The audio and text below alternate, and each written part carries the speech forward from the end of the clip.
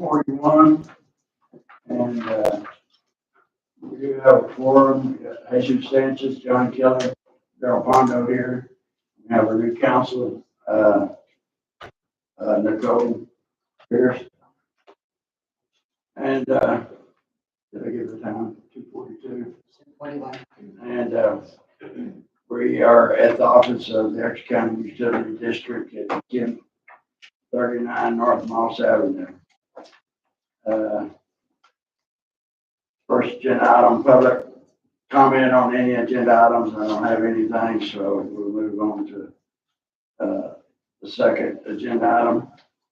Discuss having our own operator or operators or operator at ECUD so we can reduce our monthly cost of around $30,000 monthly expense.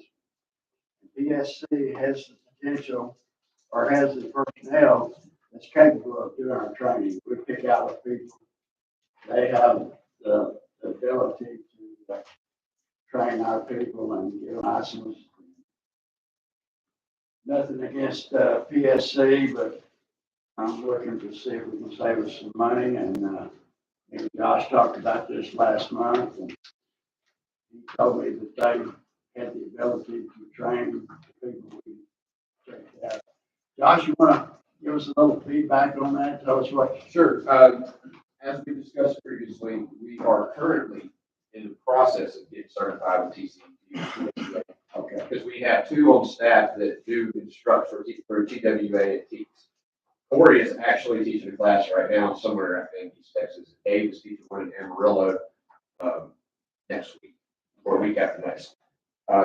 We're not licensed to do that just yet, but there are other existing avenues to get your staff trained up.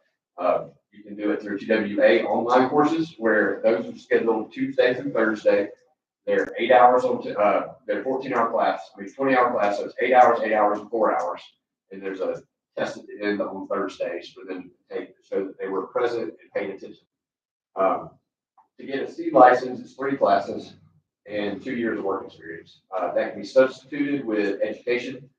And you have to have either a GED or a high school diploma to start with. That's the grounding. In fact, TCEQ started last year, where they're teaching it as a vocational class in high schools in Texas, so that students can actually get work experience and coming out of high school with a water license. Because there's such a shortage of operators, they're trying to get young people into the field. Because let's face it, there's 25% of the workforce that's about to retire in the next 5 years. So at least aging out in the water industry. So there's the other avenues are in-person classes, where you go to a conference and you attend in-person training with 20 to 40 other students at a time. And then another option, which we have gone away from utilizing with most of our team members, just because it's on demand. You sign up for it. It's an online course. You take it at your time, at your leisure, right? So you can take it 2 hours today, 3 hours, whenever you want. The problem with that is, it's kind of, unless you put them in, say, the conference room and sit them down at work and make them do it, then instead of it taking 20 hours in a week, it ends up taking 6 months. It almost expires before they're motivated to go and do it on their own time. What license would we be required to have that y'all will be able to visit? You need, because y'all are now treating the water, even as an emergency booster station that you're required to have 2 C licensed operators, not full time, but it's a set amount of hours between the 2 of them and a B licensed operator. I have to look exactly what those regs time requirements are. I don't have them on top of my head, but it is that handout that you have should just be the licensing requirements. I believe that's correct. How many apply? And yes, and so I'm passing correct. So they do have issues with people being able to pass the exam. Lately, they made the exam harder. So like if on the back of that sheet, you just go down the groundwater B license. That one wasn't too bad. 50% of people that tested for that was one of the higher rates. Now, provisional license is a B water license. That's the minimum. That's the minimum license you can get, and allows you to actually you can turn a pump on in a public water system. That is the only license that is also not renewable. So that the intent with TCQ behind that is you come in, take one class, pass that, and then you have a license that allows you to operate in the water system. That license expires in 3 years. And the thought process behind that is over those 3 years, you meet the on-site work requirements to be able to sit for a C license, and have the experience to be able to pass the exam and have time to take the classes. The C license, B license, and A license are renewable. So all you have to keep up with your 20 hours a year of continuing education credits and pay your fee every 3 years. And you can keep that license as long as you continue to renew it. Let it expire and you get the test. So that's one of those things. We keep all of our operators, expiration date and license numbers on file. So we keep up with that to make sure that they don't forget and let a license expire and then have to trouble them to go back and retest. And the license is in their name. The license is in their name, yes, It follows them wherever they go. wherever they go. And typically how that works as far as municipalities or like for us, the employer pays for their classes, they pay for their training, they license them up. It works with us too. Your pay is based on their license level. So it doesn't matter if you're in charge of 10 people, if you're C licensed, if you're not making more than the guy. That's how we build it out. That's how TCQ recognizes your qualifications in the water industry. Do we have personnel here currently that's capable of? I believe you do, but you've got plenty of people that have enough work experience to go ahead and take the classes and then sit for the exam. You know, I don't know what their aptitude is as far as taking exams. We had one guy that was with us for 3 years and we finally, he had to move on because he just couldn't pass the test. He wasn't bad. I mean, he wasn't not knowledgeable. He knew the stuff. He's just one of those people that just can't test. They sit down and they get a cold sweat and they just freeze. They can't do it. And so, you know, 3 years was all we could do with that. And move on. Do you have any idea what our cost would be to have you train them or? Well, we did some preliminary stuff on that, and I will tell you that Dave and Corey worked through this, and it would be based on how many people you had in there at the time. Obviously, the instructor fees are what they are, regardless if you got one person in there or 10. Let's see. I think they figured it up for if you did 5 students at a time or 5 team members, their estimate right now is $3,300. If you do it online, one person at a time, say, I think it's $395 plus the books for a student to sit down and take it. So what you could do, in theory, is put them in an empty office or in the conference room for Tuesday, Wednesday, Thursday, while they're at work, sign them up for the class, they sit there, watch the video, take the test. And get a C license, say Demetrio, he has experience to get a C license. You need 3 classes. So 60 hours of training, plus the resiliency course, which is only 2 hours. Texas implemented that, or TCQ implemented that after storm mirrors came through. Because it's just infrastructure resiliency and, you know, are you prepared, what to do in these situations, what money is available through different agencies in Texas for emergency preparedness and stuff like that. But Would it be better to probably do all of them at one time as opposed, cost-wise, it would, because the cost is gonna be the same for 5 as it is for 1. for the people in the class, yes. So what I would suggest realistically, as far as your timeline, is like I said, we're waiting on TCU for approval anyway. So there is no timeline for that. Sometimes they're in a hurry, sometimes they don't care. So it just depends on what their load is at the time and how many people they have available to work on whatever they're working on. How would that affect you with personnel and working? So on this subject, what was it, Josh, a year and a half ago? That we, ECUD offered to all of the field staff to go get their state license. And at that time, it was, you get it, bring me your receipt for your class, and then we will reimburse you. And to this date, nobody has. And when it comes review time, and they're wanting more money than what was allotted for their pay increase, I tell them, go get your license, and we can move you up, because the license for a C operator, what is it, $32 an hour, 28 to 32? if you can find somebody that's already got one, that'd be the minimum starting. Starting minimum is 28 to 32. Right now, Midland is looking for 7 C operators, and they have been looking for 7, 2 years now. I've been here 5 years and they've never been full of operators. About once a year, Raymond finds a new operator. I think part of the problem on that way is, And way so of thinking is, the guys are like $3,300 or No, it whatever the fee. it wasn't that much, it was only a couple $100. Yeah, if you just do it online. The one, Okay, so, and I think part of the deal is like, well, hell, if I don't pass it, I'm not getting it first. And so I'm pretty sure that's part of their thought process of that. So, I think for us, we don't often hire people with licenses. Corey was one of the latest ones we got with a license already. Generally, what we do is we hire people with no license and bring them on to one of our bigger projects, and we train them and we educate them. And also, we can curb all their bad behaviors or bad habits. So we train them the way that we want them to operate a system. Growing them internally is your best option if you've got people that are willing to do that. And to incentivize that, instead of putting it on them just to go out and get the license, pick a date, or pick a week that's good for ECUD, and tell them, hey, you're in class this week, sign them up, sit them down in here at work, and so they're doing it at work, and then it's benefit the ECUD to grow your staff that way. But if you leave it up to the individual, I found the only ones that really go out and do that on their own are highly motivated individuals, which, let's face it, those are harder to keep too. They are, because they're in demand. I think they're comfortable here.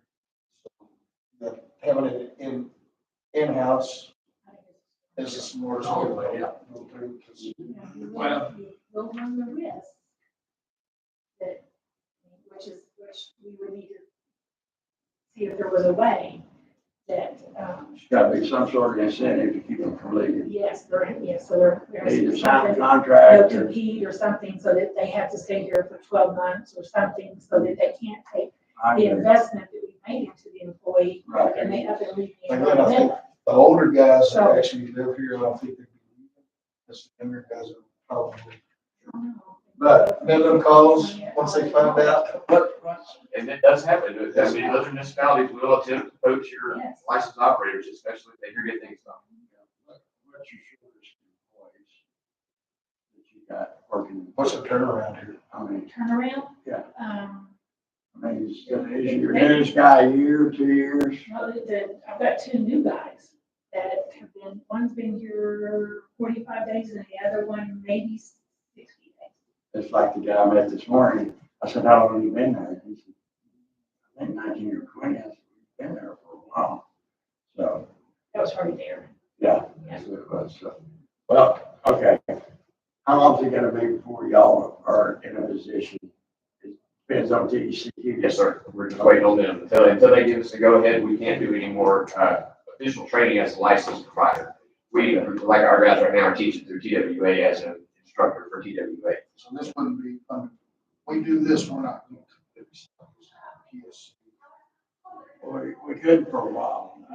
So, But until they get, certified by TCQ, I don't know that it would be beneficial for us to go ahead and even start the process. Well, I would suggest if y'all are looking to grow your team from within, that you take one of 2 approaches. You either sign them up for an online class that's scheduled 8 hours a day for Tuesday, Wednesday, Thursday, and sit them in here to do it, or you send them to a school for 3 days where they are sitting in a room with other like-minded individuals and share ideas. And that's really one of the best ways to learn. You get more out of the class when you're surrounded by those people. Because you tend to zone out and looking at a computer screen for 8 hours. It's hard to focus that long.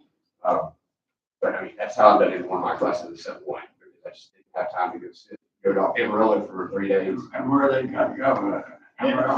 They have regional schools all over Texas, and they have them in everywhere.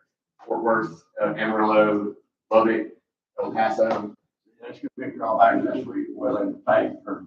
So That's why I was thinking about y'all doing the training, we do it right here. it does cost the travel cost, because like 3 of us are going to Texas for next week. expensive when you figure out that you've got 3 hotel rooms.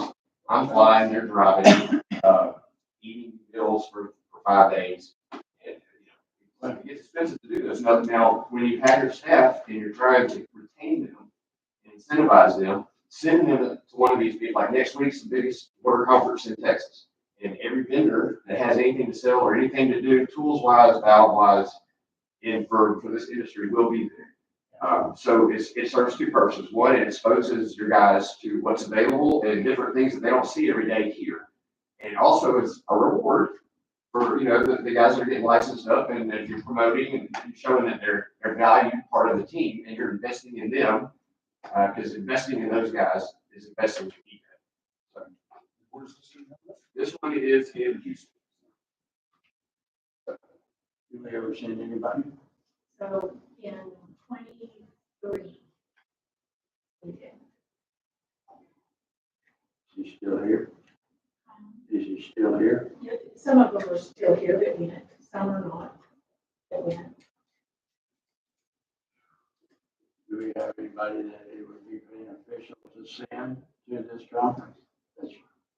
It's too late to do it, sign up. It is not too late to sign up. It's not too late to sign up to go. So the feedback that was given when the staff got back is that those conferences are for larger entities. They're for Houston, San Antonio, the Metroplex. And so their technology and the classes that they taught were all schooled for those type of water treatment. A lot of it was sewer related. A lot of it was actual treatment, not pump stations. And so while they're beneficial, the percentage was not as great for this staff. So there was another conference that they chose to go to, which was rural water. And they went to that conference in 24. They felt more out of that one. Out of rural water. Room. Yeah, they have a whole lot more out of rural. I'm gonna put you on the spot. Sure. You have the same opinion? I mean, cause we're talking 2 different, And you work in the business, she sort of works in the business. I understand the situation, what we have here is beneficial for something. there's something for everybody. It's big. So I mean, the bigger you are, the more it's geared towards you, period. But there'll be plenty of stuff that I've got to talk to vendors about that relate to ECUD or Midland. Next week, I know that Midland is sending their superintendent, the wastewater and water, and the treatment plant. The city, yeah, city is not the county, the city, correct. Well, But as far as bang for your buck, and you want to send somebody somewhere, the best use of those dollars are send them to a regional school where they're sitting in a classroom with people that are also growing in the industry. They're young or old, but young in the industry, and they're learning new ideas, and just the swapping of ideas and experiences is very beneficial. but that doesn't have anything to do with it. Yes, that's the classes. So your state license operator is going to need 3 of those classes. And so you can either do them, like I said, online in a virtual classroom, or you can send them in person to the school. So if you're trying to, incentivize them and grow your team, sending them to the school is much more rewarding. Especially it's more valued by the team members, I promise you, because they all, and I try to send all our guys 1 a year. If they want to take 2 or 3 other classes, then they're going to do the virtual, because we're not going to send you to 5 conferences a year. That's not going to happen. I think it's wasting money and time. So. I think a little over 7,000, close to 7,000 or 8,000 bucks. For how many? 4 or 5. But we don't have to send that many, do we? We send 2. You send 2 people. Do we have funds to do that? There's triple money that if 2 of them wanted to go, send them. You were talking about sending 2 people to like a conference, The one in Houston, is that what you're talking about? not the training. Talking about. In water, classes. I think it's 2 separate things, getting training classes, Yes. C license versus going to like a conference. The conference next week is not for school. It's I'm not talking about for the class. The classes, yes, and we can look online through the ECUD database and through TWA or TEACS to find where the next available school is, what classes are offered, because the first classes they're gonna need is basic work. So if they haven't taken anything else, that one's usually offered at every school. So whatever the next regional school is, you can schedule it out and budget for it however you, whatever you feel appropriate. We can look at that today or whatever. And we could apply for that. Surely for those. And we got a couple of guys that would be well worth the time for them to go and do that. Yes, sir. Would you be willing? I believe so. I think that- So I guess what we can think about is, I what was incentive they get? Incentive for them to get it certified. Well, then we need to come up with some kind of incentive to make sure they stay. Either they sign a 12 no compete 12-month agreement. agreement or something, as opposed to the salary and stuff. And then, I don't know, we might look at doing a bonus or something like that. That's not really, in a way, it's not fair to the other employees, so I'd rather do a no compete or something like that. I do know that some municipalities, and I can speak to one specifically, their position has a pay scale. It's a rate, based on experience and what level they're at. But each additional license they get comes with an additional $500 a paycheck for that license. So they get to see that they're in that pay scale, and then they get an additional bump for that license. And whatever you determine is reasonable or doable, that's how they generally pay that. Okay. And I'm not opposed to that. So. Well, let's, on this agenda item, I'm gonna make a motion that we table it right now, but maybe we need to, Josh, see when the next class is, and we can maybe send two guys too. Just two people. You need to put together what the cost would end up being first. Yeah, Let's that'd be- determine what that would be and what our budget will allow us to do, Yeah. whether it's 2 or 3 people. Yeah. And what the cost would be and then how I can fit it into their work schedule around the ARPA and other projects. Yeah. Would you like me to do that? And And then if y'all wanted to look at like a commitment to employment for 12 months, then we would have their names. well, and I do wanna probably look at that. Yes. I mean, that's a Oh, we different. can do that. Yeah, I can do that agreement and get that to Debbie. Yeah, where that probably going? Yeah, so once Debbie's prepared, kind of this analysis is, it's 5,000 per person, that you want to send, whatever type of investment you're looking at. Then, we would know, say, if we're to approve sending 2 people or these 2 people to get their, Yeah. license for these 3 classes. And then we could prepare the commitment to employment for 12 months. And we have their names, they would, sign it.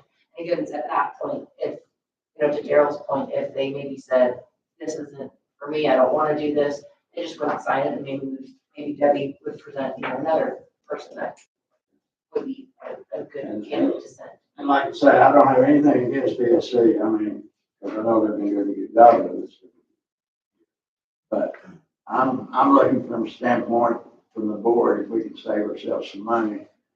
And if y'all can, come alongside us eventually as a team member, I mean, if eventually TCQ does approve y'all, and I just assume y'all do the educating as far as going on. I don't think we'll ever get rid of it completely. There would be very less as we're trying to grow. Again, you said Midland's been short. Yes, but if you start now and you start planning for the future and you start building your team from within and raising them up for their career and, helping them see it, letting them see the value, and that value in turn is returned to ECUD. That's, it's wise. That's what you should be doing. And Debbie did have a point about the non-compete. Yeah. Yes, and that's easy enough to put in there because you're paying for it in exchange for paying for it, you agree to the terms. So I'm gonna make a motion that we, table it, until Debbie has a chance to check out between her and Josh when the next class is and get all their figures together and stuff like that, and then we'll go forward, with the project from there. And for, just for the agenda portion, when Debbie does get that kind of analysis done, the agenda item should be a little modified for that. And then, once TCEQ has qualified them with their training certificates or training qualifications, then you could add this agenda item on at a later time to kind of discuss them doing the in-house training. Okay. That's sufficient on the motion? The second. Okay, got it first by me and the second by Jesus. We'll table it and we'll discuss it later. Would you like it for next month? Preferably. The sooner the better. Agenda item number 3, consideration of Whitley Penn. Y'all didn't vote. Oh, again, but we didn't vote. Okay. What can I say? It's okay, it's one year. It's only, April, March. March. Okay, all in favor? Aye. All opposed? Okay, we're 3 to nothing. All right, consideration of Whitley Penn as external auditor for X County Utility District, auditors. By Director Darrell Hondo. Any comment? No, I mean, I just, the reason I want to is because, I've never believed people doing the books, people don't stuff auditing, so, from what I've heard in the past, people are doing our books, people do their self-auditing also. Is that she's doing, that's doing currently doing auditing, correct? The actual name Haney, absolutely, that's correct. Okay. The Midland office is the one who helps with the monthly end financials. They're a bookkeeping service in Midland. And then the other office, which is not in Midland at all, which is in Odessa, is the actual firm that does the accounting. So they're named the same, but it's not the same staff, it's not the same supervisor. It's the same company. It's just the same company name. And so they don't, they cannot even log into the same systems that we use. And so. But they are under the same like corporate umbrella? Yes. Yeah, I mean, that, No, it's still a conflict.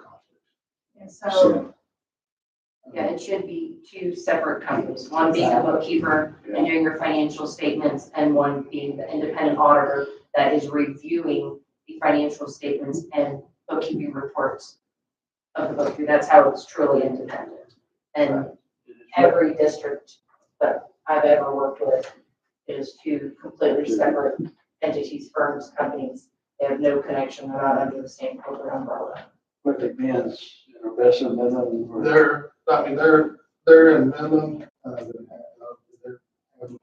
they're, so, I've talked to the guy, Roger, and he sent me some literature, and I told him to consider it, he says, if y'all do decide, he can be here for the next meeting and meet everybody, but, from my understanding is they were here once before, and after some board members left, they were no longer, went back to the way it was. So, now look into some other ones with these guys, some quick response. Obviously, great, good guy. And I asked him, I said, will it be you? He was not, it'd be me personally. He was, I'm the one that was actually taking care of them before. So, I'm in favor of that. I never have thought. I mean, that's working for big companies, you as a businessman, we all know that you can't do your own audits, you have to have somebody.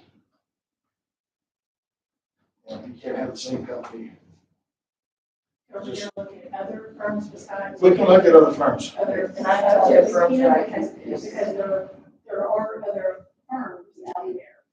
And while, and and of course, you three are aware of this when we discussed some of the legal issues that you inherited as a board member. There was a legal issue that was discovered after their audit that was not discovered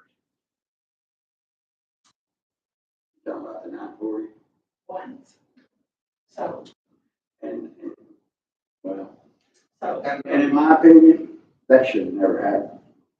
There should have been guidelines that there is no way in hell that should have slid through. Somebody dropped the ball on that. I'm going to disagree with you, Mr. President. I'm going to disagree on this. But nobody paid for it either, so how did we come out? Did we have to pay the penalty on it? I think I was pretty sure that we're. And just a real quick question, so again, going off of your fiscal year 2023 audit that's on your website, and on the list where, on the back of the audit that has your consultants, it does show like Haney and Company, formerly Joe L. Torres, PC. And so I see that Mr. Torres is listed as your financial advisor on your district rec page. Is that still accurate? So as far as the financials and stuff, yes. Okay, so, I mean, is Haney and Company your bookkeeper, financial advisor, and your auditor? So I just define what you're defining as financial advisor. So typically, I mean, the district, when they have a financial advisor, they're gonna look to them when it's time to, go out for a bond or, large capital, projects. Also, the financial advisor is, tremendously helpful during the tax setting process for the district as well, as far as guiding them as far as what tax rate to set. And again, it's kind of going back to the conversation we had prior to the meeting starting. I don't know what information the prior board had when they made the decision to set a zero tax rate. But that's typically, the financial advisor would assist the district in the setting the tax rate based on the funds and having, a healthy reserve for the district. So again, I see his name here, and then I'm seeing him here under your financial advisor. So I'm just trying to ask, is it the same company doing bookkeeping, auditor, and financial advising? And from this consultant page on your 23 fiscal year audit shows that it was Haney & Company, formerly Joe Torres, so I don't know if they bought him out. And then I do see the Whitley Penn as an auditor as well, and it looks like their time when they stopped doing work for the district was September 2022. So I guess, like y'all were discussing, y'all have used Whitley Penn before, but I just wanted to know the connection with Mr. Torres, if he is the financial advisor and if it's the same company doing all three. So that is who I guess ECUD has used in the past. In my 2 years, we have not used them for any financial advice. Mr. Torres. Or Oh, okay. so I guess as a point of record, when they did the bond, that's who they used. And as far as setting past tax rates, they didn't kind of look for them for any direction or So information. since I've been here, there's never been a tax increase. Well, no, even just setting your tax rate every year. The financial advisor typically makes a recommendation to the board of what that tax rate should be. And so for your 2 years, there wasn't a recommendation. Okay. Likely, yes, but at this point, let's get a little bit more information. I want to know, again, a little difficult because I don't know what information was presented to the board back in July and August when they set their tax rate for 2024. But yeah, if he's not providing financial advising services, then yeah, we shouldn't have him on our list of consultants. I guess I should just put on consider you auditors. Well, and I'm not opposed to Whitley Penn if they worked with us before. And I'm happy, there's a ton of, auditors that our water districts work with. I'm happy to reach out to any of them, to, present engagement letters to the board. If any of them could come out, I'm sure some of them would welcome either coming to the meeting or participating in a teleconference or a Zoom or Teams. Before you do same thing, kind of like we did a while ago with table it. You reach out to a few, don't, Get some engagement letters. yeah, I mean, don't spend an arm and a leg, but No, I'll just send, a quick email to about 3 or 4 that we work with and say, if you're interested in sending an engagement letter. Okay. More, we'll review these next month.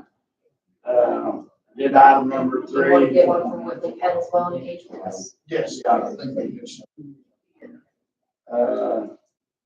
I make a motion that we table agenda item number 3 till next month. While Nicole, reaches out to 2 or 3, other external auditors for us to, And again, they would be your auditors, so we would not be doing the bookkeeping, financials at all. So if the I board, can still be. Andy will continue. Yeah. So I'm gonna make a motion that we table that till next month.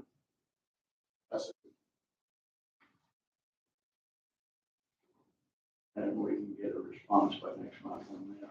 yes, I can have engagement letters back to you. And we need to, I'll actually have those, as soon as I receive them, I will, blind copy those, so y'all can start reviewing those in advance.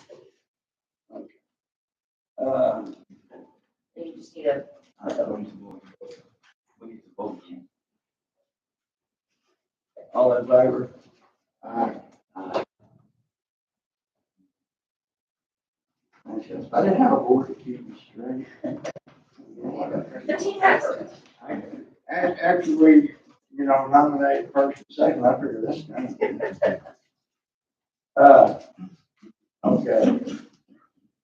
Agenda item number 4, all considered agenda items listed are considered routine by the board.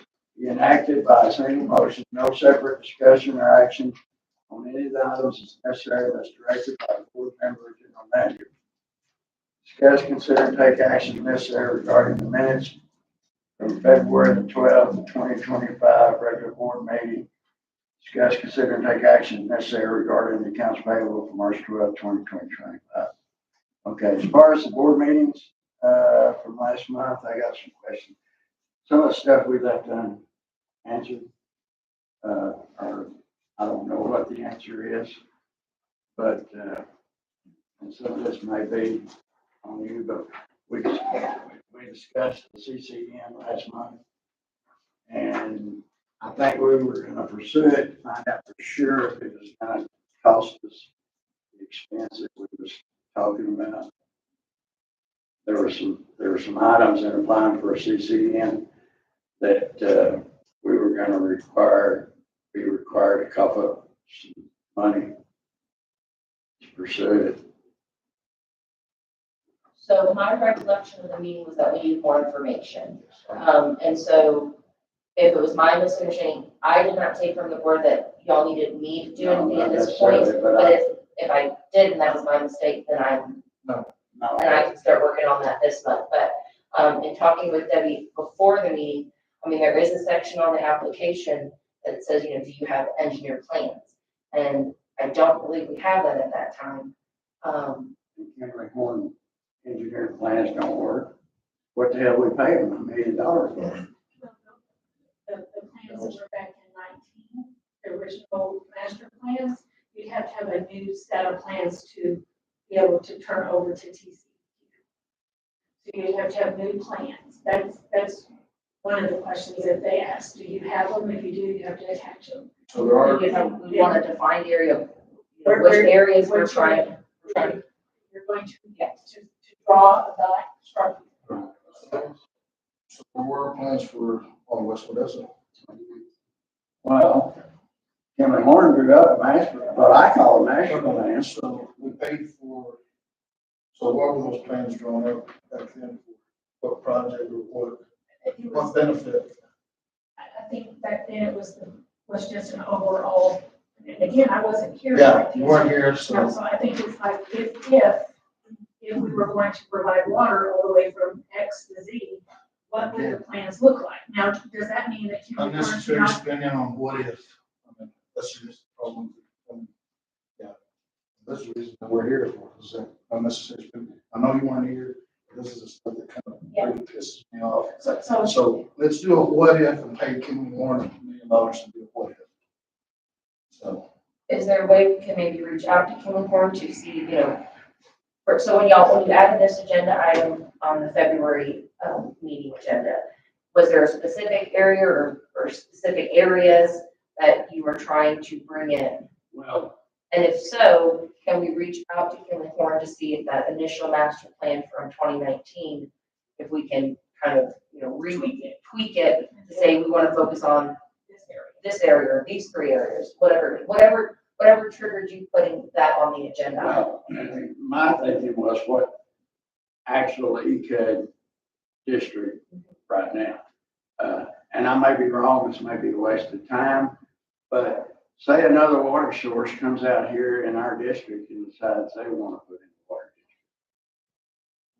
Then what? Well, so typically, you're doing, well, for one, typically it's private water companies that look at these CCN applications. But a district like y'all can go out and do it for out of district areas. But to answer your question, I mean, if another area wants to go provide water to an area that's not currently in your district, I mean, they can do that. Are in our district, Well, they just can't use our lines. no, I mean, if they're in your district, then another entity, another similar water district, they were created, they can't come into your territory. But we got, A CCN is used for out of district. So again, if they're within your district, I would assume the Killenhorn plans probably already encompass those. It's providing service to outside of your territory. And that is, I don't know if Killenhorn has incorporated that into the plans. And if not, we would need to reach out to them to see, can you create plans? But it's first narrowing down saying, we want to go out of district and provide service to this territory or these three territories. And then giving that information to Killenhorn and say, we need a plan on how ECUD can get water to these three areas that are outside of our district, and prepare some sort of cost estimate analysis so the board can take that into consideration to see if we even have the budgeting, the budget numbers to even make that work. so if we decided we wanted to go from from current highway to Interstate 20, from 866 to Loop 33A, that is outside of it's not outside of what we advertise for, but it's way outside of what we furnish water for. But it's within ECUD's district, If we, Part of it. not yet, Part of it. not yet. part of it. Yeah, part of it is. so from right here, Yes. on the next to it. Not Not just back that way, no water. We had no water. But they're in your territory, No. they're in your district, they're not. No, they're not. And we'd have to bring them in. If you look, But that's what I'm asking. If we decided to take those in, the CCN would be more applicable Yes. then. But again, we need Killenhorn to tell us what it takes to bring these, it's basically those two, what it would take to bring them in and be able to provide service and what that cost would be. Okay, so in your opinion now, this might be kind of a waste of time to pursue it. No, I mean, Or inside the district. and I think, this is my philosophy, and I make sure it's something. I don't think, I mean, we know there's people out here trying to find, a new water source. I think if it was out there, some big company would have already done it. So I'm kind of not worried about it as much as I was in the beginning. I don't think, so it needs to be done eventually. I think it does, or we probably need to look at it in sections as to how we're going to do it. Probably more discussion as to how we want to do it, how to move forward with it. And I think that's a discussion to have with the engineering. Again, this is only my second meeting with y'all, but I get the impression that it is important to the board, the areas that aren't having, water service, y'all want to get them service. We So got, I can tell that's a priority of y'all's. Yeah.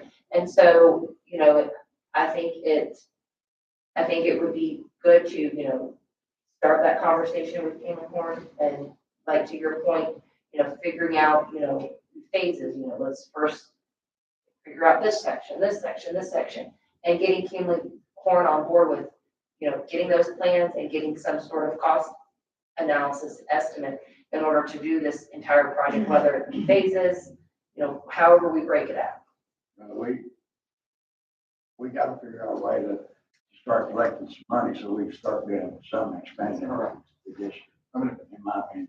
the county has plans to expand out towards cities and everything. I've talked to a few of them that, hey, we're gonna need water out there, but nobody's planning. You know, the reason us three ran was because Moody didn't have water. He hasn't had water for a while. There's, my in-laws, don't have water. That's, everybody's focused on the new stuff, not focused on Old the stuff. old Okay. stuff. So, I have been waiting 35 years and we started. so, and that's the reason that we ran is because, so, So I'd like to say something.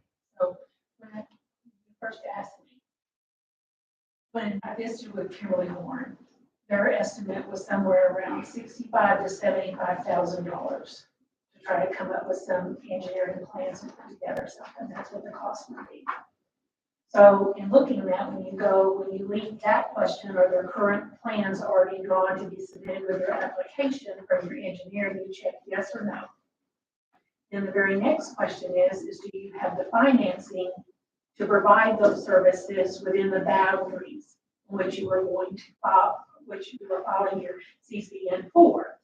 Well, if you look at the plans that were even done in 2019, those plans tell you're pumping the water uphill. So you have to have 2 lift stations and there's a water tower out there. So and then it will ask you, do you have the financing for the infrastructure that you are wanting to provide within the CCN that you are applying for? And the answer to that question is no.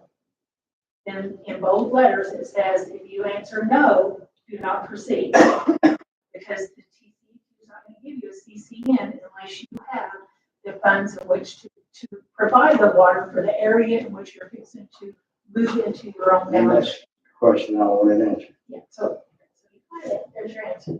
But back to your deal, we have a private water company that's putting in a water station, or has a water station out there off Surf Road of Interstate 20.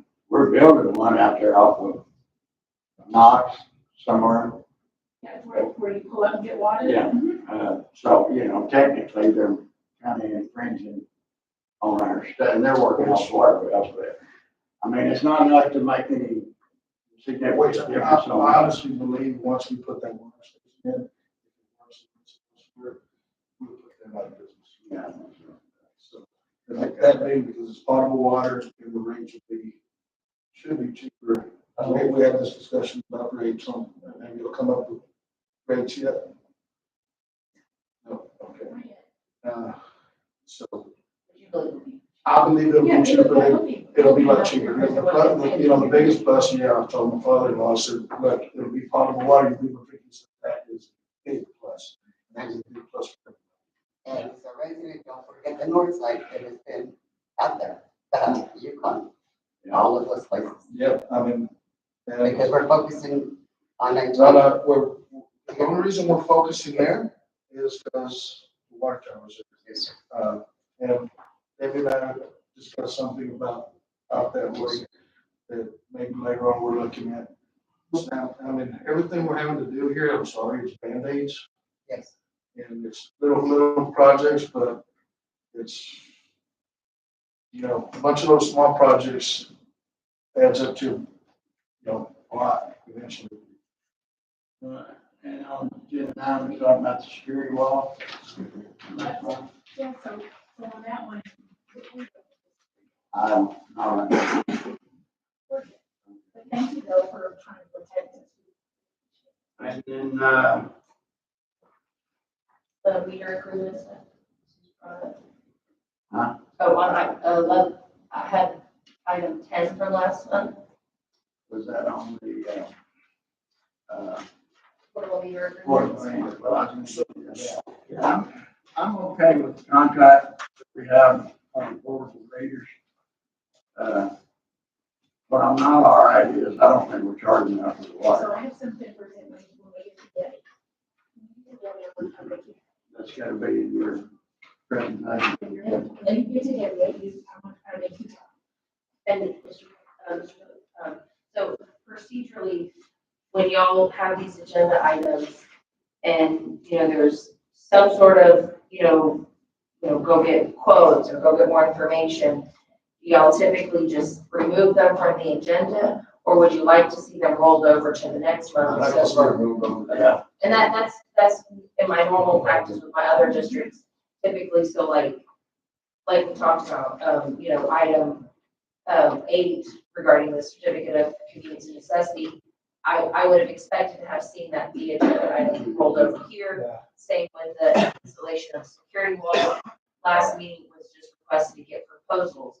And I would have thought just to see that rolled over here so we could discuss it. And then the next point we said it wasn't necessary, we would remove it going forward. But a lot of these items I would have expected to have seen rolled over to the next meeting, just to have either discussion, clarification, moving forward with taking more official action now that you have better information. And so I just wanted to understand procedurally, and I know y'all are new on the board, I'm just kind of with my experience, there's agenda items that may stay on for 6 months and we're still working through things. right. And I kind of dropped the ball from last month to this month anyhow. I don't take some of the blame for it, but it was just left and there was no, and that's the only reason I'm bringing it up. Yeah, but I would It think doesn't that would just roll fall over out. to the next Yes. meeting, that we can discuss it again. Well, and before, well, I don't know, Randy always wanted to get his nose in on the items too. And add it, take away, whatever. And I don't take that wrong. I'm not opposed to you adding to it or. I mean, if there's something that's like, it's a required, agenda item for every April, I'll send that to Debbie so she can include, and that way we just have it on the agenda. But going forward, I see y'all have like item 16, and then you have it again for this month. We don't typically have something like this on our other agendas for other districts. We can, like number 6, but that's not a typical standard item that I would see. If I have specific things, I'm gonna put them specifically on the agenda, because the whole point of the agenda is to give your members of the public specifics on what you're going to talk about. And so, like, for example, items, basically the CCNR, even the brief statement about the security wall and these meter agreements, there was nothing on on this month's agenda to give your public any notice that you'd be talking about any of those items. Yeah. And so going forward, if we would just discuss it and we haven't taken final action, roll it over to the next. Yeah, and preferably we keep it short. Last month, yeah, way longer than my opinion, but I don't want to cut it too short. We need to cover everything that needs to be covered. But again, the whole point of the agenda is providing notice to your public on specifics of what you're going to be talking about. All right, we're gonna talk on the cost on the maker. All right, the next thing I had was, 13. We're gonna talk on that too. That was expansion of the base. Yes. And then what about the approval process for the utility contractors under 12? I think we, that I would like to, Second, I don't go like a second. Well, yes, but that doesn't necessarily mean you'll have to remove it from the agenda. You can still keep it on for discussion purposes. And again, there is nothing that requires y'all to use the county, approved contractors. So again, it's just, and again, I don't mean to overstep. I'm just wanting an understanding of y'all's process. So again, a lot of these agenda items, I would have expected to have let me seen tell you again. this, I don't understand our process yet. And, okay, and we're all kind of starting, we're all starting new here, so, Which that was obvious today, anyhow. We have been operating. well, that's okay. And so, y'all typically submit agenda items that Wednesday, and then the agenda's finalized Friday. Posted. Okay. So everything is sent to us by by 5 o'clock, and then it gives us Thursday and Friday to gather any information. Okay. And prepare it and post it. And then in the past, would Randy review it, just for tweaking wording items? And again, kind of just for discussion, because I see that, y'all as directors, you submit a request to Debbie with the specific language that you want. Does either she or I have discretion to tweak or modify that? If you say discuss having our own operators, if I saw that, I would actually revise it and say, discuss, review, and take any potential action. That way the board actually can take action if they wanted to. If you just say discuss, you can't take action until the next meeting if we add the word take action. So I try to make it, where you can review, discuss, and take action. If the board doesn't take action, so be it, but you at least have the option on the I agenda. say as long as we know and they're informed, I think that's okay. And I think the problem with that last month was Troy, worrying about getting sued as a board member and losing everything he's worked all his life for. And I think his thinking was, well, if you follow what the county uses as far as their, we ought to be safe, but Yeah, but y'all are a completely separate entity from the county. so you can always be sued or whatever. But Yep, I'm can gonna, always be sued. I'm gonna leave that up to Hayes since he brought it up. If you want to bring it up again for more discussion or we're good. And it's not the county, it's the city. Okay. Yeah, it's, It's yeah. The city approved contract. All right, then we got, let's see, expansion of the customer base. And I guess the next thing would be, we took care of the website. You tell you about that.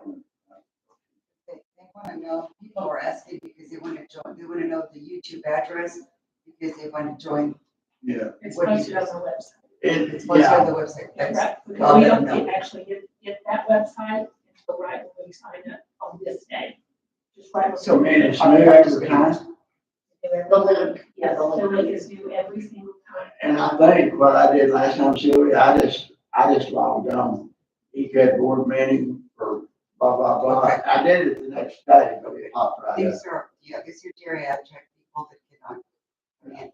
And I told them, you guys have provided this. But it is gonna be live. Okay. So I'll let them know. they just put the dates and all that. It's on the website. And then the only other thing I need to know about is, what the heck we gonna do about it? So, Have we sent any? so Nicole and I were discussing, and I think there was a lack of understanding with everything that was being said. I wasn't assumed that she was gonna draft a letter after she got dates and stuff from me. She thought I was gonna do it, so there wasn't a letter sent. So she and I will. Or to him, or to Yeah, direct. yeah, so we'll send, draft something, but I'll provide the information. The code's gonna draft a letter and send it to Mr. Blunt. But I do want to just make one comment. After seeing, when I got the meeting packet on Friday, it looks like Director Pond's term began on April 2024. So it actually hasn't been a full 12 months. And so he actually has to be, where he's missed over half of, yes. So- Call meetings, general meetings. Yes, so Not special. I actually don't think it's appropriate for us to take action last month or even, well, this month's not even on the agenda. So I would actually wait until April, so it's been the full 12 months. And if the board decides, I would say put it on the agenda in May or June and then take action. Because it actually hasn't been the full 12 months. You're stretching this out. Well, that's what the code provides. She's just doing her legal responsibility. Don't you stretch it a little bit every once in a while? No, unfortunately, I'm very black and white. My job is to make sure that, Well, y'all are always in compliance with the many, many laws that cover and it. as you can see today, how critical that is. It is, yes. I mean, extremely critical to have a full board. And I'm been willing to running be this- transparent with y'all, and I think transparency is very important and to y'all as the board.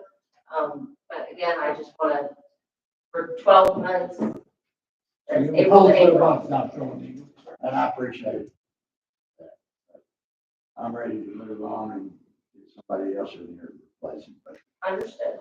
I think maybe we'll note in the minutes that it hadn't been 12 months, and let's maybe, Debbie and I will, at the May, when we're planning that agenda, we'll put that back on for May, and the board can discuss and take any appropriate action. So we gotta wait till May to start taking applications for replacement. Well, I would say in May, you take action if the board decides to And then we do it remove in him June. because he's missed over half the meetings. And then, yes, you have to appoint somebody within 6 weeks. Okay.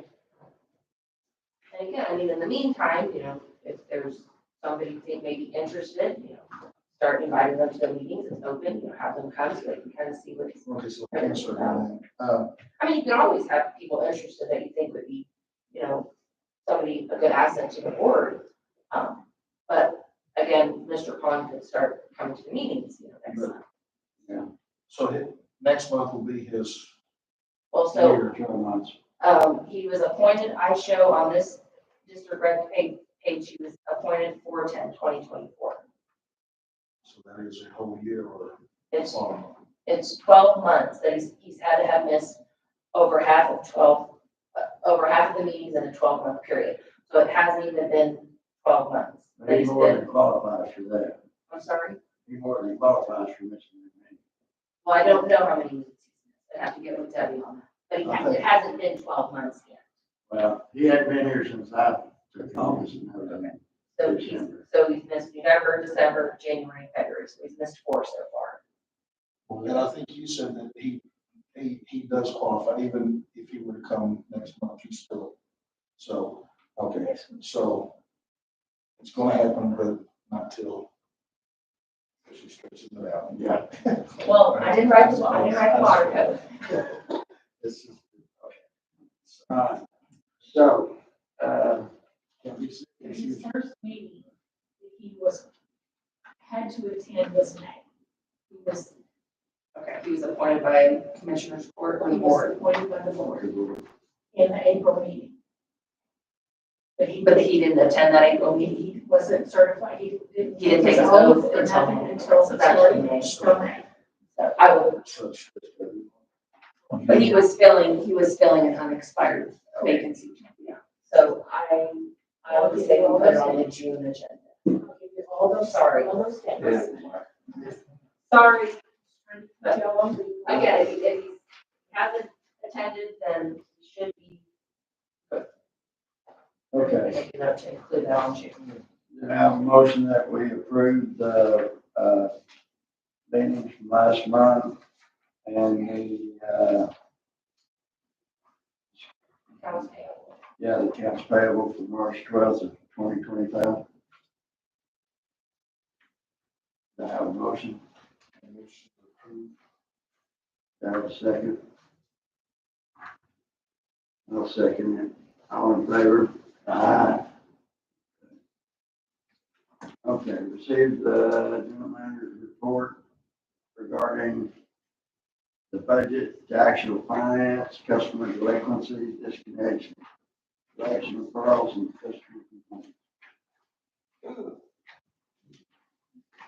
So this month we had, we made close to 600 calls in delinquent accounts.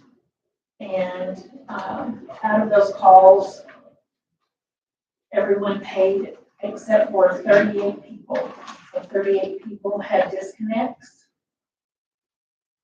And as of this morning, there were 13 that had still not paid out of the 38. As of this morning.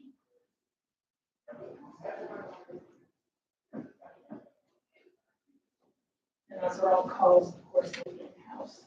Those delinquents. Of those 600 calls, what was the number of accounts? 600. It was 600 accounts. So we're pretty much, we've got a few delinquent, most of us. 13 as of this morning. 13 that we have made phone calls have not paid into the current. 13. Just 13. Which is pretty good. I like it. what's the date for? We do have repeat vendors. Yesterday they got cut off, today they get turned back on. So we try to do it within 24 There's hours. more money, that's been. They got that money to turn it back on. That's what I'm saying. Even if you Hey, what word turns it if off? you even look at your delinquent letters on your budget report, you know, we get, your income for that was $4,910 on delinquent letters, and the customer has paid $10 for that letter. That's direct revenue.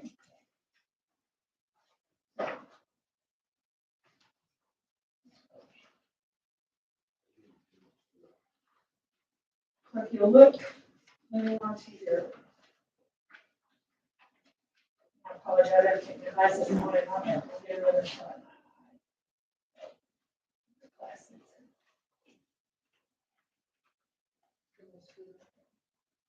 I just have to hold it just right because it's late.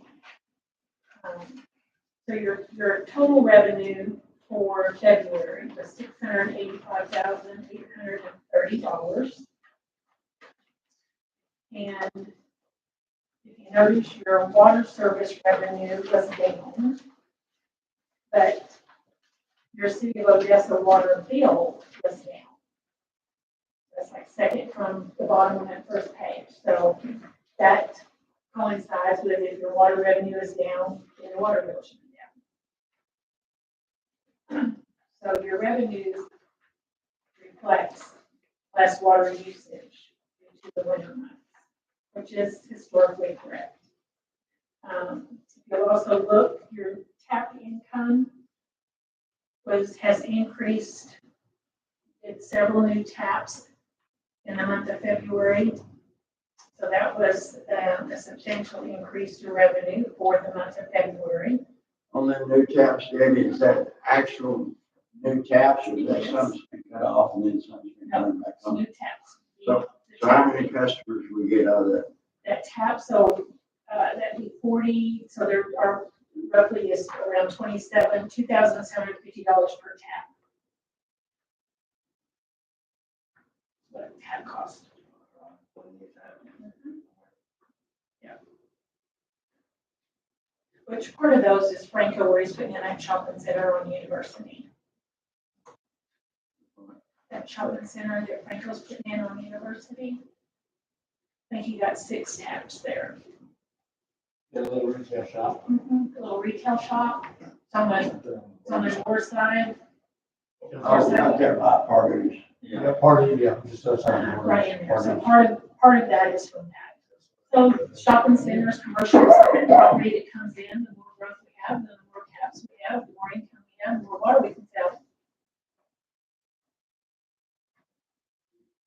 So basically, on your revenue side, for beginning year, October to February, we're right around 41% of your budget to actual, which is in line. And if you go down into the expense side, again, the city of water bill was less. As I had stated in January, your payroll was higher because there were 3 pay periods there. So in February, it dropped back in line to where it needed to be. Go to the second page.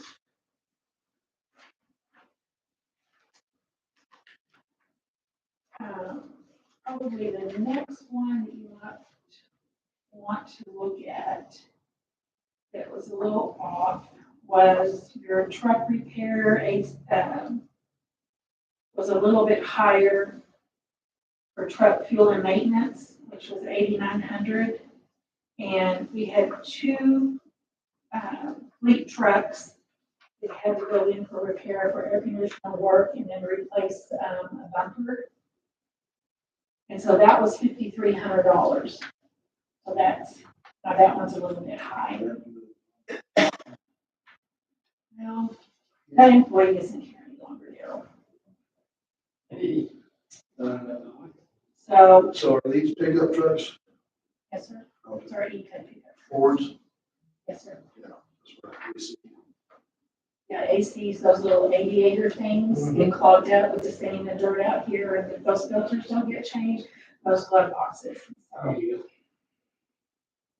So that's what that is. Then if you go down into repair and maintenance, where that jumped up a little bit, we had to, we purchased, some Romax for our hydrants, 6-inch,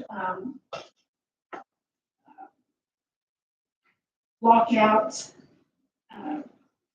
where we lock them out at the meter, and then I needed to purchase some more hydrant locks, or locks for our hydrants. Are you returning the ones that are too big?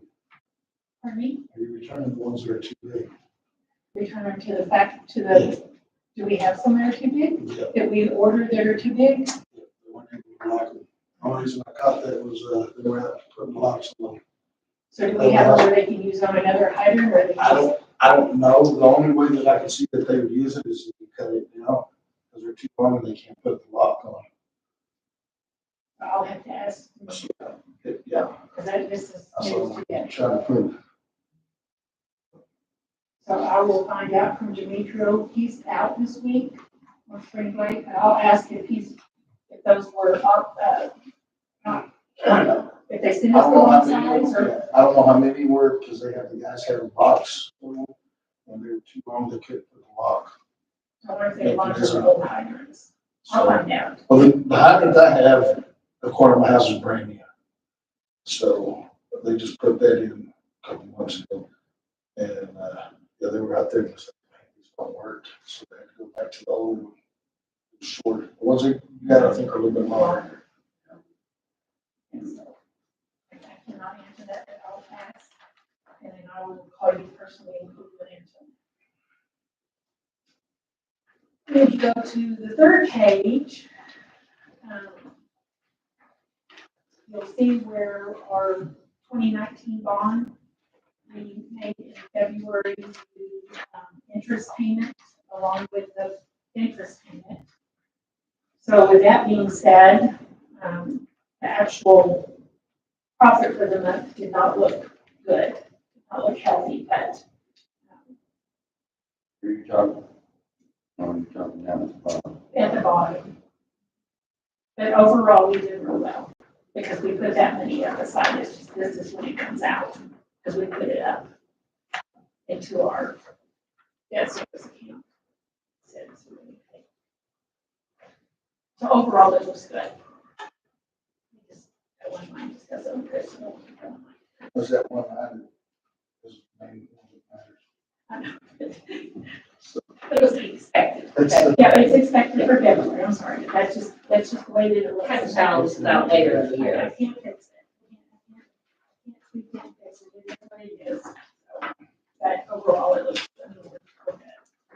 So one of the things that, there's two things. So one is you have, this handout, which this is on the cost analysis for the 10 to do the hookups, the 10 per month. Oh, They, they cut meter cost analysis, yeah, okay. okay, yeah, so if you look at it, so the first scenario, that first paragraph, that is on meters that are already in the ground, okay? And so ECUD has about approximately 800 meters that are in the ground that are not being used.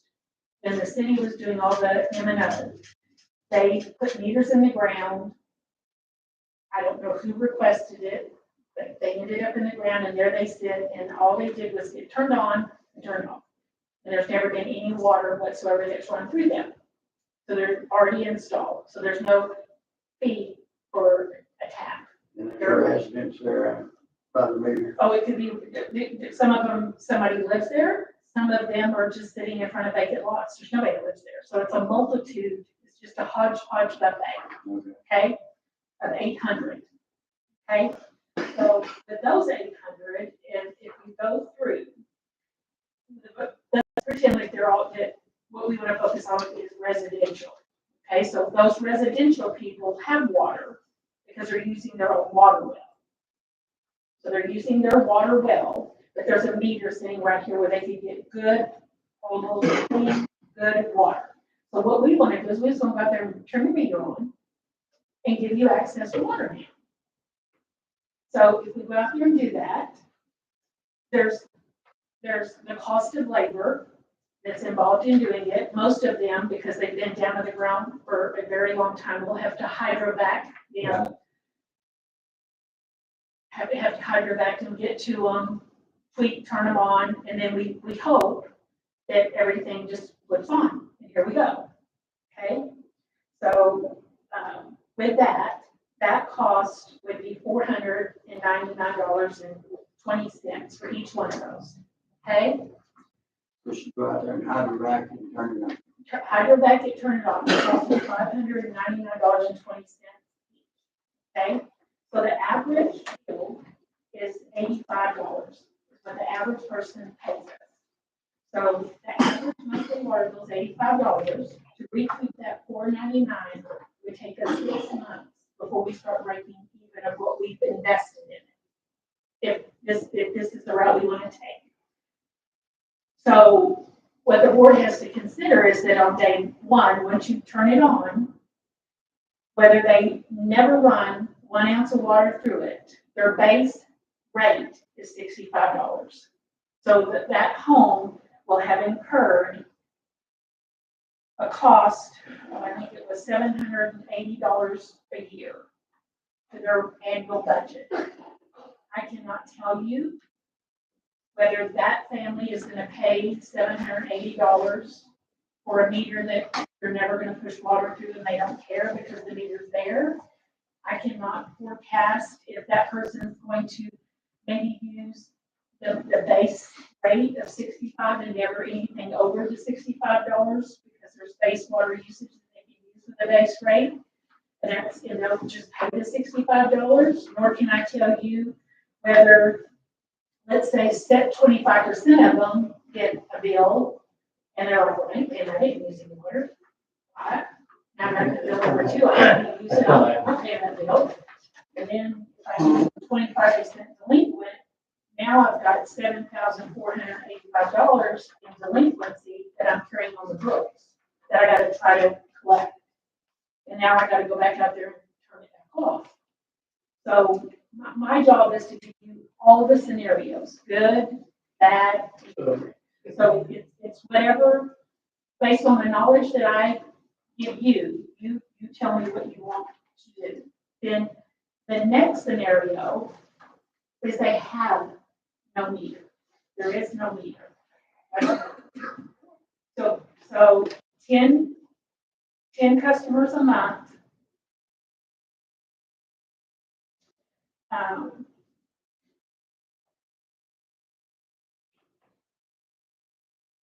The labor is $520, and the material cost is $1,971. So the total cost to the district is $2,491 per tap. Now, I also want you to remember, I just told you, all we charge for a tap is $2,750. So with that in mind, now you know what your profit margin is on every tap. Less than $300. How much is the valve? What is our cost on that? I have it, I didn't bring each individual cost review, like 150 something, 200 something, because there's 2 different valves that have to go in. I have it broken down, but I. So the valves that we're using, are they comparable to the valves that the city uses? I would probably say yes. And the only reason I'm asking is this something, I mean, because I'm looking at trying to save this money, is it? And I know the reason ours are higher is we buy less bulk than the city does. Is something maybe we can approach the city and say, hey, we'll purchase these valves from you if you go, or extras to purchase. You get a bit cheaper discount on them. And the only reason I'm saying that is because, you have on here that 13-month return on investment, but we're asking for a deposit, are we not? Yeah, but that's 13 months, because we're asking them to pay 50%. So their cost is $1,350, is what on scenario 2. They're gonna pay us $1,350. So they have a 50% buy-in, is what y'all said. Okay. And and maybe So our cost regardless is this. 24. I don't see how that works if you're not paying that much for the meter. Well, there's other stuff that's all involved. I mean, there's like, in my head, it's like 7 different items.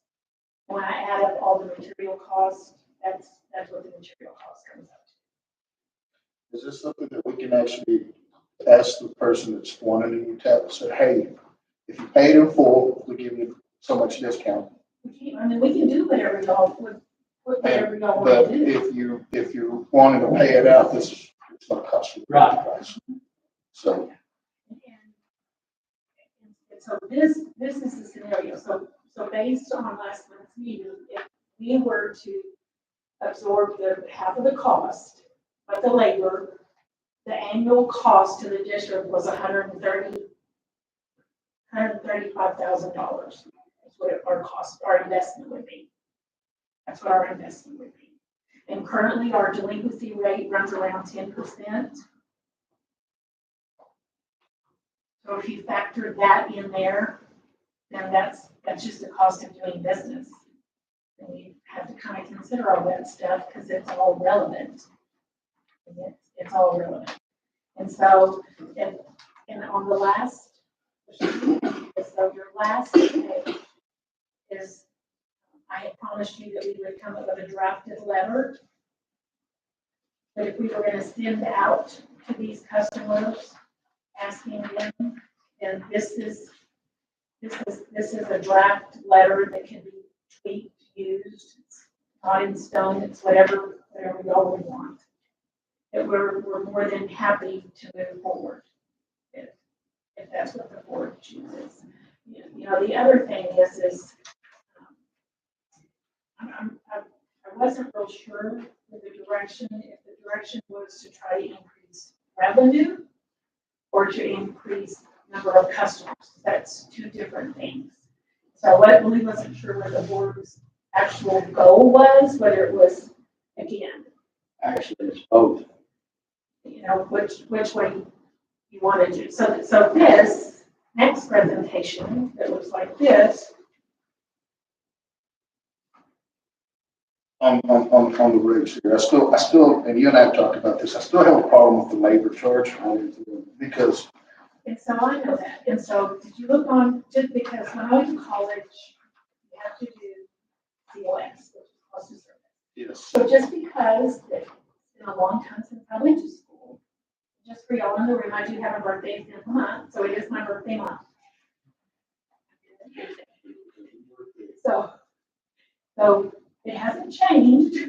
You Google, it does tell you, you have to include your labor. Labor is a cost of service, regardless. Now, I know that just because, and I would not be doing my job, and I know Nicole will agree, if I did not include the labor to give you the whole picture. The whole picture. However you want to do it, your company charges whoever for your labor. You're paying me for my labor sitting here. Nicole's gonna bill you for her labor. We know going into this, and it's gonna cost somebody, and more than likely it's gonna be us. Yes, sir. That's why, that's And I don't have a problem with that up to a point. true. I mean, if we can generate a little more base, and it just costs a little bit, because your labor's already paid for. You're paying them guys whether they sit out here on their butts or if they're out here working. So it's both labor costs that y'all are. yeah, because the way I see them, and you know, coming from doing big football projects and all that, when the company, this is what you do, this is your job. So your guys are showing up every day, Monday through Friday, this is what they do this job, okay. So needs a job done, okay, well, we're gonna have to charge you labor, well, wait a minute. You guys do this is what it is, so may I see it as double dipping and I understand both ways, but I see it, I promise you, your company is charged. Yeah, That's how they're profitable. I see your point, I mean, it's not an increase to payroll. Yes. Because you're not paying the guy anything It's additional not. to go, We're not- turn the meter on and scenario. All we're one, doing is then getting a little four. bit more revenue. Because the guys already getting paid from everything else that we do.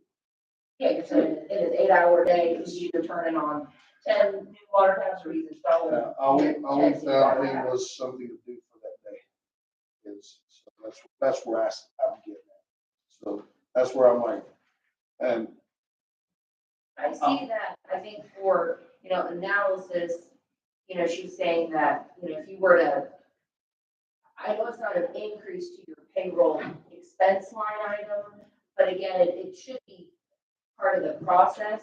So with that, I would say, the amount to the district is less, but you want to put it in perspective of the entire budget that y'all have approved. It's, factoring into your payroll. So it should be part of the analysis, even though y'all are going to be out $416 for, turning on a current meter, and you're not going to be, you're not going to be out $520 for a guy to go install a new water tap. It should be part of the analysis. okay. But but to the point is, on the district's end, I think you can say it's, to the district, it's gonna be, about $100 to, on this first scenario, where you use, 800 meters if they're there. And then on this new water tap, it's about 2,000 per these for the districts that's gonna be out.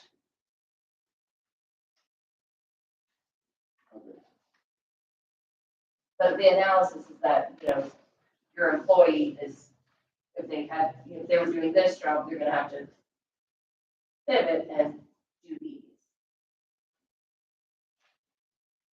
I get it. So again, it's good to have it part of the analysis, but it's not gonna be out of pocket for the district. Because like you said, it's already factored into your payroll. You're not paying them overtime to do this. We don't actually have a true cost on a new water tap here. You're just telling us what you normally charge. No, this isn't what, based on today's current material cost, a water tap is $2,491. That's our cost. Yes, sir. That's true. That's what our cost is $2,491. And we Okay. charge the I don't care, customer. it's still too high, but. But 2,000 of that is material. The city, Still the too high. cities. She just said we don't pay that much for a meter. But you said there's other components to that I know, material but cost. we need to look, see where. See, that's where we get the some of city that. charges $850. They charge the customer, Yes. they charge the ordinary 800. I don't know if it's charge that, but my son only has water well, and we looked into it. Went out to the thing, and they said take 50, then there's no tap there. He's right there, our Big Daddy's, in that residence way right there by Sherwood. And, they said it would be $850 for the tap for him. And we're responsible for the rest of the plumbing house, like, I'll fix the water well. Anyhow, let's move on. So This this is something I do have a problem with that pricing because it is a little high. You want to maybe give them a breakdown of how you came up with that material cost analysis? Yeah, that would, I'll send you that would, the actual breakdown of what it costs. I'll send that out this week. And maybe it's a function that, like you said, the city's able to buy a lot of these parts in larger bulk, so they're able to charge less to the yeah, customer. and that's why I like to say, hey, city, have, a couple guys help fill that out. I mean, I thought your buddies was all that. I am buddies, but I had dinner with the mayor the other night. I mean, if we could get their rate and they get a little bit of markup selling it to us, hey, everybody made, we save money, they made money. It's not a bad deal. Good business to me. Well, when I started this, I knew it's gonna cost us some money. But I think there's ways around it, and I think unless we just went hog wild, we ought to be able to absorb some of these costs anybody that's got a meter that's been out there for a while, they're not a viable person to be hitting up. It's them that don't have a meter in front that maybe should have, or they don't think they can afford it or whatever, and probably new meters, because if they got a water well with a old meter out there, hell no, they ain't gonna put water or just heat that water. I understand that, but, I mean, If they got water, yeah. yeah, if you got water. But, I mean, we can look at the map and see how many there are. Yeah, I mean, I can isolate 10 individual, I can send out 50, 100 letters to scenario number 2 and see how many of it respond back if that's what you want. So your focus now is more on these people that don't have a meter. Well, not at that price. But yeah, basically, I mean, I think you're gonna be more receptive from them than you are from somebody that's lived in a house 10 years and the meter's been out for 5 years, you know, or whatever. No, I agree. But I don't see why, if they can't afford that $2,491, we don't say, okay, we'll absorb half that cost. You'll sign a contract for a year's service. We'll do it for $1,300 and some dollars, you know, or something like that.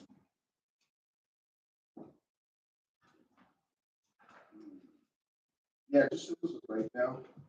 So we can look at it and, Right now, let's talk about it.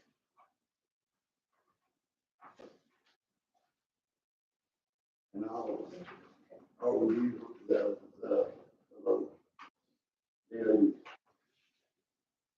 growth to them and look at that, see.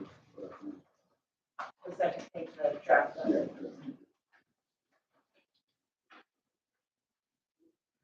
And this is is this the draft letter you was actually gonna send, the third page?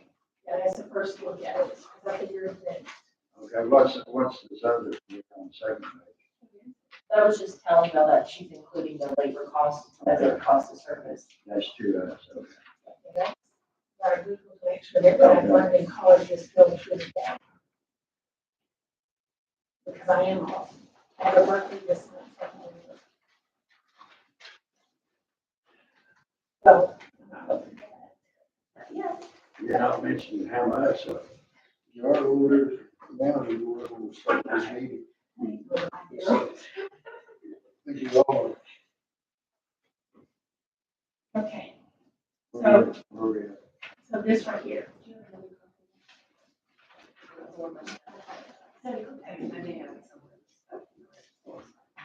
So That one, that's-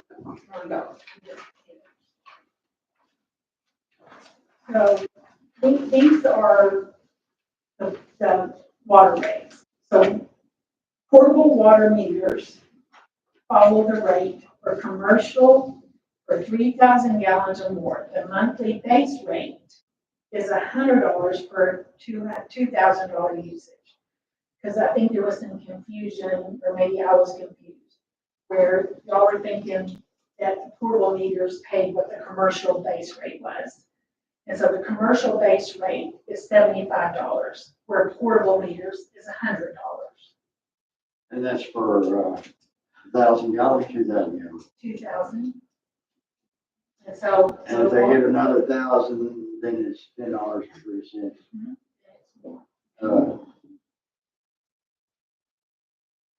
Per, no, $8.87. 883 for residential. And we really don't have any industrial, but we don't have any. Either commercial, residential. So these trucking companies that have these meters, These portable meters, yes, how many trucking companies actually have those?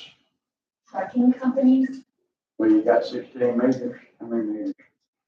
So I'll send you a list of the entities that have those 16 meters. 16 is all we got. And most of those are two trucks. Like Jones Brothers, today I had, I gave them one, you have a GPS, yeah, GPS on it was for the school, the new middle school, because, their contractor needed one. They needed a coordinator, so one of my brand new ones that have the running track where they're at with the GIS, I had to give him one that doesn't, because they need it for the school.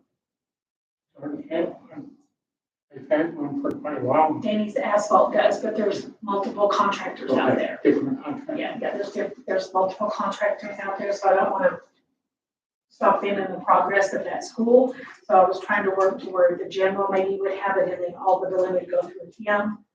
Still kind of working on that one, but for the meantime, I went ahead and just, I can't stop the progress. I don't want that on. I understand. How do you feel about that? What they get charged? Okay, so turn the page, turn the page, turn the page, turn the page.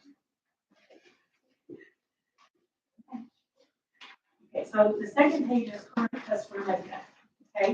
So you see that residential is 4,635 customers, and that gives you every, what the customer base looks like, okay? So then turn the next page. So when you look at current rate versus proposed. So if the district went up from $100 to $125, Mine says 150. Mine says 150. I mean 150, I'm sorry, then you can see that you have an increase. Now, I will tell you that as we have audited some of our own residential accounts to only determine that they are really commercial accounts, because if they have multiple RVs on property, we have switched them from the residential base to a commercial base. I have yet to have. The only thing is that So, all we get out of that is $10 more money. if you generate, yeah, what I just said, but still, you take 10 times 10 times 10 times 10, and the piggy bank gets fuller. I'd rather all, every one of those RV spots have their own meter. That would be, just saying. So, We need to change that on new ones, though. That, I mean, Forward. what I need to do is visit with the city of Pecos and see how they figured out. Because the city of Pecos, when you have RVs on your property, they drop your water pressure to 5 pounds and require you to put a water tank. So that keeps their rate cheap, but it also, they can just say, hey, you can put meters on all your spots and get away from that. So, So if you look at this, the next sheet where it says commercial rate, if the board was to take action on what I'm proposing, your current base rate charges currently are $33,225. So the gross base rate would change to $44,300. So a difference of $11,075 per month, with an annual increase of $132,900 on commercial rates. Those are those 443 accounts. Yes, ma'am. And then if you turn to the portable,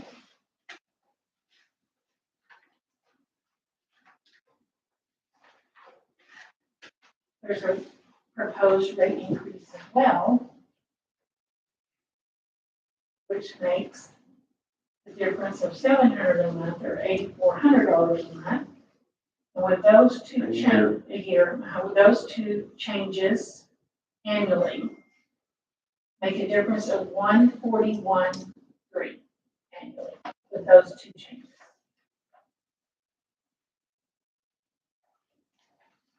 So if the board would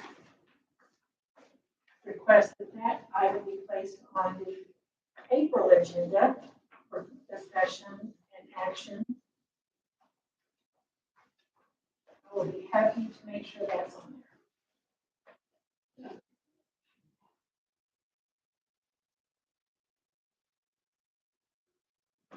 I'd be happy to go up now 50 a gallon too. Whatever changes you want.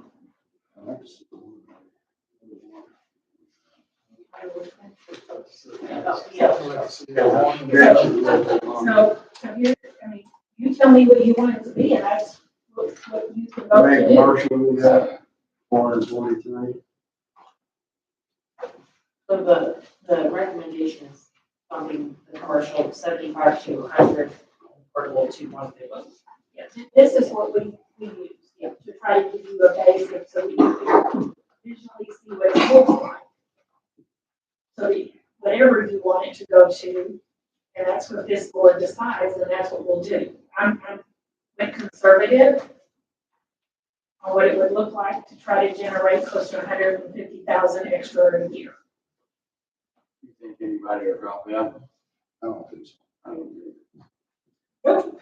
Like Three things is value. Shelter, food, and water. I presume Mr. Gibbs won't be. I personally just feel it. So you tell me what magic numbers you want, and that's what we'll do. See what we can do to get it up to 150,000. Or if you said we'll probably do that. Because this is just based on base. So these So, companies, I mean, I can raise it to where the base gets us up over 50, is that what you would like? Yeah, tap it up a little bit on Which one do you want, commercial or the portable? Yeah. Or both? Yeah. Both, okay, so on both of them.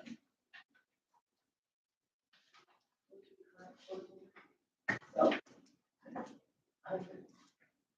For the base, you want to. My water went up.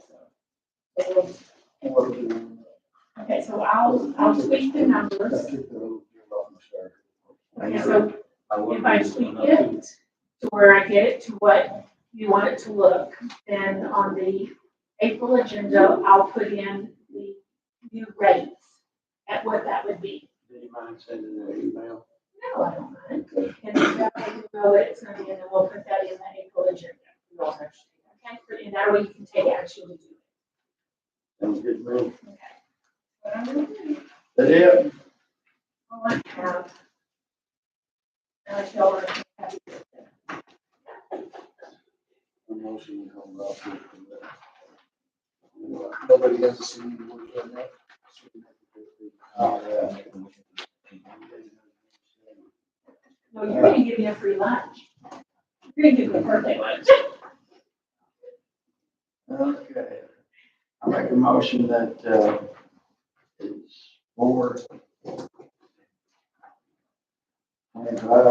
and we adjourn this meeting. All in favor? Aye.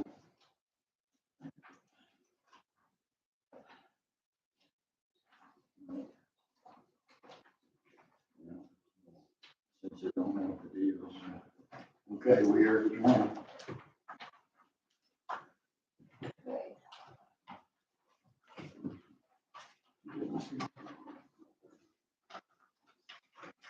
No, I'm glad you're sure with the knowledge.